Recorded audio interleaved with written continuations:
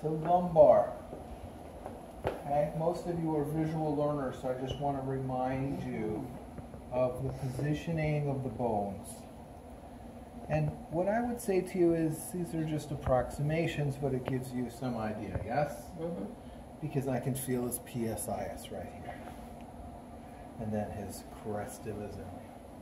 And then of course, doesn't his trapezius? He's a nice, long, tall drink of water, isn't he? Mm-hmm. So he's going to have a long, lower trapezius, isn't he?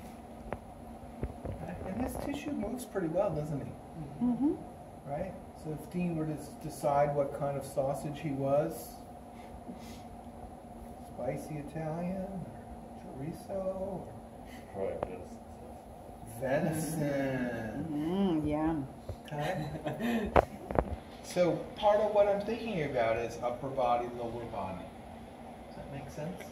And if his outer cover is pretty open, which it is, we're also going to make contact with very specific muscles. So some of you, we're going to spend more of our time on the outer. Some of you, we're going to spend a little more time in this session on individual muscles. Okay? And when I do fascial work, I do use just a little bit of lube. This is a jojoba base. Okay? And it's got essential oils in it for anti-inflammatory, all kinds of different things that we're thinking about. So again, I'm just looking at that outer cover. And our venison sausage Dean, it moves pretty well. Imagine you have some clients who come to you and it's kind of dense and not movable. Mm-hmm. Okay? So sometimes we'll challenge that tissue. Even when we're doing the work, we'll add movement to the system. So I feel like I'm tugging behind Dean's ears. Okay, and Dean, go ahead and shrug your shoulders and rest. Okay, so as he shrugs his shoulders, I'm holding the tissue there, or at least the skin. Yeah, do it even slower, Dean. Yeah, deep breath. Okay, so that skin, that adipose, those blood vessels, those nerves, good, that was perfect. Let my hands slide. Okay, and then it slows down, kind of that middle traps, and I'm kind of where that diaphragm starts to come in here. But even though he's movable, we can still get a little more movement there. He doesn't have a lot of outer cover. Now, don't all the nerves come right up through the foramen magnum? So part of my session, right, is to help this person calm their nervous system. First 5-6 minutes in the massage could just be this kind of work. How I recover. And you know, if I don't know somebody, I'm not going to ask them what kind of sausage they are. But you know, after a session or two, I'd be like, yeah, I see the world like this. And people will surprise you. They'll be like, oh, I'm a bratwurst, or I'm a blah, blah, blah. You know, and you're like, what's that? You know? So, you know, every culture has its sausages. Ground meats. Making sense that we did upper? Could I call that north and south? Mm. Right, we pushed north, we pushed south. Mm-hmm. And then, of course, once we get to about the diaphragm level, we're going to think about this tissue because it's oblique, isn't it? Right, the transversus abdominis obliques. And I have a tendency to use my hand on the ischial tuberosity.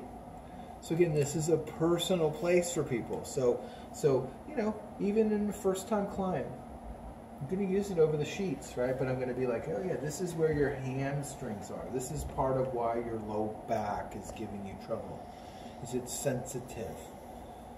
Right? A lot of people are like, oh, man. Oh. Nobody ever touched me there. You know, because it's personal, and sometimes we shy away from what seems personal. Okay. So now look, this tissue, one way or the other. And it's all an experiment. There's no bad, improper outer cover skill. Okay, and again, Dean is a mover, isn't he? Okay? He may be putting on some miles, but he's also taking care of himself. Okay, so east and west. And the other thing that I'm thinking about is movement. So Dean, if you raise your right thigh, can you see how that affected his left side, Deb? Rest, pressure. So I call that diagonal, right? If you look at Tom Meyer's books or any of that thing where we look at that outer layer and we have a diagonal body. So north-south, east-west, work on a diagonal. Even gentler this time, Dean. Raise that thigh, slow and gentle. See, he's using his glutes on his right side, and there's tension that came to his thoracolumbar fascia on the left. And then rest, rest, good. And so now that tension is let go, and I'm moving on. Okay? So, right? Mr. Venison himself. Okay. Now, did some of you learn skin rolling in school? Okay. Can you see that if I just do this, that's a form of skin rolling? Right? It doesn't have to be fast. But this is the mistake that I see people do, is that they put the person in such a sympathetic fight or flight response with their skin rolling that you've kind of circumvented everything that you were trying to do, I think. Right? But look, his tissue's coming up, isn't it? And I'm doing it slow. And then my hand is moving towards one side or another. Now you could do it this way too, couldn't you? But did you see I did it in the center? That's maybe a little different than some of it. Okay? Yeah, because you're kind of taught to stay off the spine. Exactly, Yeah. exactly. But isn't that kind of the place where it all, you know, if it's going to get stuck, sometimes it's across that that center line. Okay? And of course, Dean is a great client for seeing this, right? His skin is really movable. Now, what if I did this with his skin? Okay? Then I'm talking to nerves, right? Remember how the nerves come up in through here? And when we bend the nerves, they're sending signals to the brain differently than when I'm pressing straight down on them, right? Pacinian corpuscles and Meissner's corpuscles and peak ones. So we can talk to the brain. Now, I imagine some of you have dogs, cats, right? Can't you feel their outer cover? Right? And so some cats really like it when you're pulling on certain parts, and then they're like, you know, on other parts. Right. So, you know, clients will tell you that same thing at some point.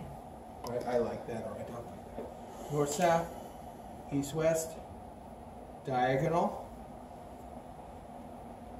And can you see how the diagonal matches the trapezius? And then we're going to do a little sacral decompression. And I can tell you that just about every client, if I haven't seen them for a while, they'll be like, oh, that's why I come to see you. Right? I've seen other people, but this is why I came to see you. Sacral decompression. Because he was really, I mean, this was, right one was much higher. Yeah. Okay, so what did I do? His butt crack is right here, isn't it? So my heel of my hand is right at the butt crackus, and I'm going down and back. So I'm actually tipping his pelvis, aren't I? Making the lumbar a little longer. Okay, and that's going to give him a little bit of a pelvic tilt. Okay, and most of the work happens when I press down onto my hand. I'm not really using my left hand very much. More pressure happens when I'm here. Use your breath, Dean. Find my hands if you can. Deep breath.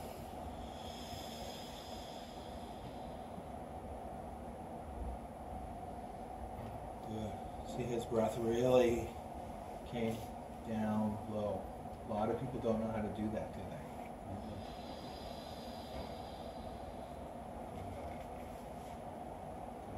Now, ready, Dean? I want you to just gently push both knees into the table. So he's just pushing his knees into the table and he's tipping his pelvis. And I'm holding the sacrum. That's kind of resistance. Cool. Yeah, yeah, exactly. And then rest. Good. Rest. Okay. And he's strong, right? So I'm not going to like resist him like he can do it, but I'm going to make him do it less. You know what I'm saying? Like he's strong. Now, about 10% of that, Mr. Dean, just push him down. Perfect. Deep breath. And rest. Because it's really a motor output. You can see those low back muscles working to do that. Yeah, yeah. Okay. Tipping the pelvis. A lot of people have lost that tipping ability. Yeah. Ready, Dean? Raise both elbows up off the table. Both elbows. Tuck your chin. Ready? Just like that. Yeah, yeah. There you go. See, you just got a little adjustment. Yeah. And rest. Just clicked. Okay. Did I do that? His body did. His movements created that. Yeah. I think it's great that bones click, right? I come from a long line of bone setters. But I'm not here doing this to make it click. Go ahead, do that again, Dean. Good. Yeah. And then push both knees down. See how strong he is? And rest. Okay. So that's all we're doing for this first session. And I want to give you just a reminder, right? This nice broad hands. Am I going over skin? Yes? Skin. How about latissimus? Yeah. Okay. Then I can also feel the bones at the rib level. So I can decide what layer I want to pay attention to. Skin, muscle, bone. They're all very accessible to us. It's just a matter of how much pressure and how much direction I'm using. So sometimes I'm wanting to pay attention to the bone, so I'm going to put an angle so that when he breathes, I'm holding the bones from moving, yeah?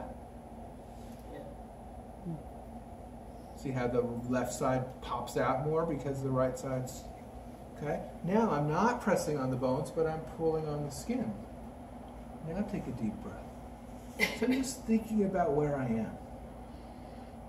And it's not a protocol. It's like, oh, I'm feeling the sense of like, oh, this is open, or this is moving.